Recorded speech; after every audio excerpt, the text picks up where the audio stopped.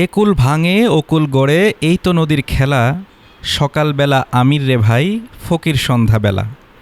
জাতীয় কবি কাজী নজরুল ইসলামের সেই চরণ যেন জীবন্ত হয়ে উঠেছে ময়মনসিংহের ধুবাউড়া উপজেলার মেহেদী বিশ্বাসের বেলায়। দিনমজুর জীবনের ক্লান্তি ভুলে ১৯৯০ সালে মাত্র ১২টি হাঁস দিয়ে হাঁস পালনের যাত্রা শুরু করেছিলেন তিনি। আজ তার শখের হাঁসের খামারে কর্মরত ১০ থেকে ১২ জন শ্রমিক, এবং খামার ধীরে ধীরে হয়ে উঠেছে লাভের উৎস। যুব উন্নয়নে ট্রেডিং করলাম, ১২টা হাঁস দিয়ে শুরু করলাম।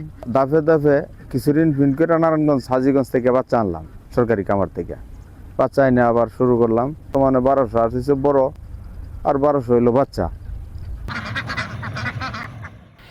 নিজ গ্রামে প্রয়োজনীয় সুবিধার অভাবে মেহেদী বিশ্বাস ১২০০ বাচ্চা হাঁস বদ্ধ ঘরে পালন করেন, কিন্তু ব্রহ্মপুত্র নদে অস্থায়ী ঘর তৈরি করে মুক্তভাবে হাঁস পালন করে বছরে আয় করছেন ৪ থেকে ৫ লাখ টাকা। বছরে আমার ৩ থেকে ৩.৫ লাখ টাকা, ৪ লাখ টাকার মতন আয় থাকে আর কি। আমার খামারে ১০ থেকে ১২ জনের মতন কাজ করে।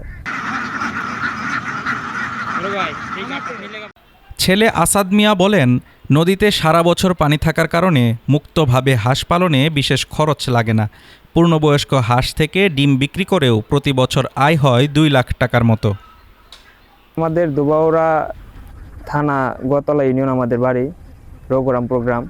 তো দেখা গেছে কি আমাদের যে গ্রাম আছে ওইখানে ফসলের জমি অনেক আবাদ করে দিছে আর কি। তো এই আবাদের কারণে, ফসলের জমির কারণে আমাদের হাঁস এখানে বিলে চড়ানো যায় না, মানে রাখা যায় না। তাছাড়া যে খাল আছে, বিল আছে, ওইগুলো শুকায় গেছে। আমার বাবা ১৯৯০ সন থেকে ১২টা হাঁস দিয়ে আমাদের খামারটা শুরু করছে। ১২০০ হাঁস আছে আপনার ছোট বাচ্চা আমাদের গ্রামের বাড়িতে। তো এটা আমার বাবা দেখাশোনা করে লোক দিয়ে। আর আমি এখানে আছে আমার ১২০০ হাঁস। ওই হাঁসটা আমি একটা অস্থায়ী ঘর বাইন্দা ব্রহ্মপুত্র নদীর তীরে ওটা লোকজন নিয়ে আর কি রাখতেছি।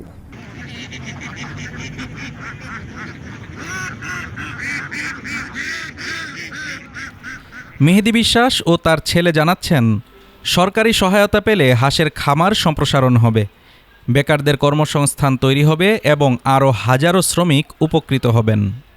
আমি দীর্ঘদিন যাবৎ এখানে কাজ করি, হাঁস দেখাশোনা করি। আমার এই বেতনে সংসার চলে। আমি এখানে অনেক দিন ধরে থাকি, এই হাঁস পালন করি। হাঁস পালন করে আমি যা বেতন পাই তাতে আমার সংসার চলে। আমারও এরকম একটা ইচ্ছা আছে যে এরকম একটা হাঁসের ফার্ম দেওয়ার জন্য। আমার খামারে ১০ থেকে ১২ জনের মতন কাজ করে, কিন্তু আমি সরকারিভাবে কোনো সহযোগিতা আর্থিক যদি পাইতাম, লোন টোন পাইতাম, সেটা আরটু ডেভেলপ হয়ে যেতাম আর কি, আর একটু আগে যেতাম। এভাবেই নদীর তীরে জন্ম নিচ্ছে নতুন স্বপ্ন, নতুন আশার খামার, যেখানে শ্রম, উদ্যোগ ও নদীর সাথে একাত্ম হয়ে গড়ছে একটি সুখী জীবন। Desk report, Dhaka today.